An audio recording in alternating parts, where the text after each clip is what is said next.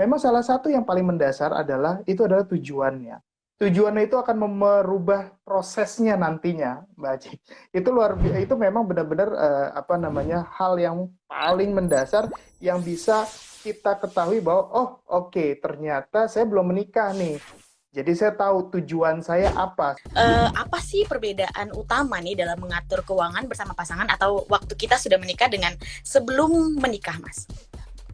Oke, Mbak Cik. Memang ini luar biasa ya. Kita berbicara tentang sebelum menikah dan sesudah menikah, apalagi kita berbicara tentang mengatur keuangan.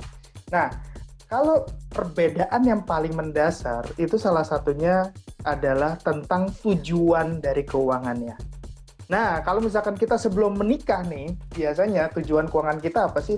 Rata-rata nih misalkan, saya mau jalan-jalan, backpackeran ke satu daerah yang mungkin belum pernah saya datengin.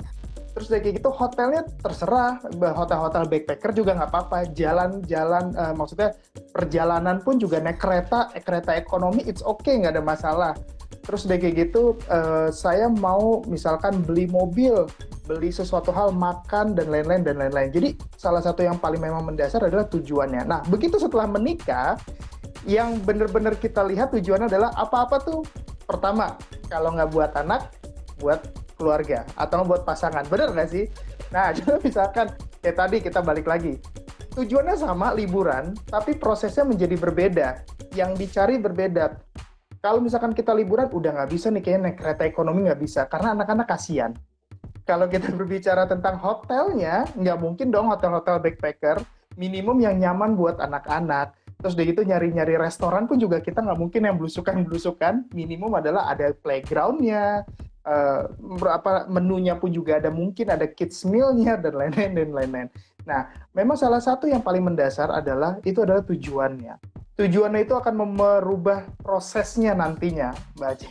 Itu memang benar-benar hal yang paling mendasar yang bisa kita ketahui bahwa oh oke, ternyata saya belum menikah nih.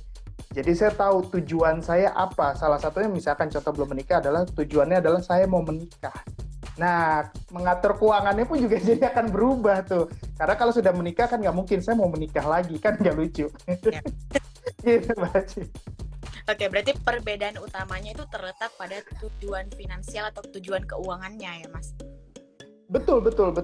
Itu sangat mendasar sekali. Dan memang kalau kita berbicara tentang perencana keuangan, yang paling pertama kali kita tanyakan adalah tujuannya buat apa sih? Kenapa sih mau misalkan contoh, saya mau menabung nih, Mbak Cik. Menabung di mana? Saya mau menabung misalkan di deposito atau mungkin reksadana. Kita sebagai perencana keuangan pasti kita akan tanya dulu, tujuan kamu menabung di situ apa? Karena kalau kita nggak tanya tujuannya, sama seperti kita kalau kita mau ke satu tempat, di mana satu tempat itu kan kita biasa pakai aplikasi ya, seperti mungkin ya, saya sebut Google Maps atau mungkin Waze. Nah, di situ kalau kita nggak tahu tujuannya, kita tuh akan bingung kendaraannya apa, strateginya seperti apa, mau sampai di sananya kapan, itu akan buyar semuanya. Sehingga sehingga kita tuh mencapai di sananya pun juga jadi kayaknya nanggung-nanggung. Nggak akan sampai dengan tepat sesuai dengan target kita.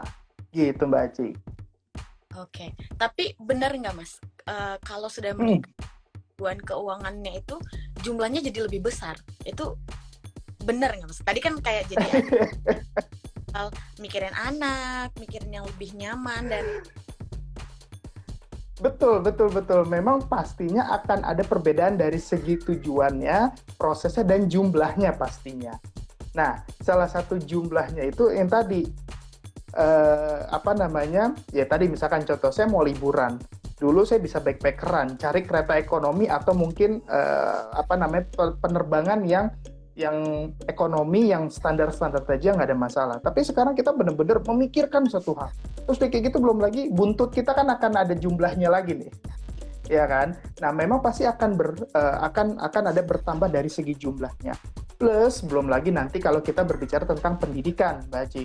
Wah, kalau di Indonesia, terutama di negara-negara berkembang, luar biasa inflasi biaya pendidikan itu bisa sampai dari 15 sampai 20% loh per tahun. Coba bayangin.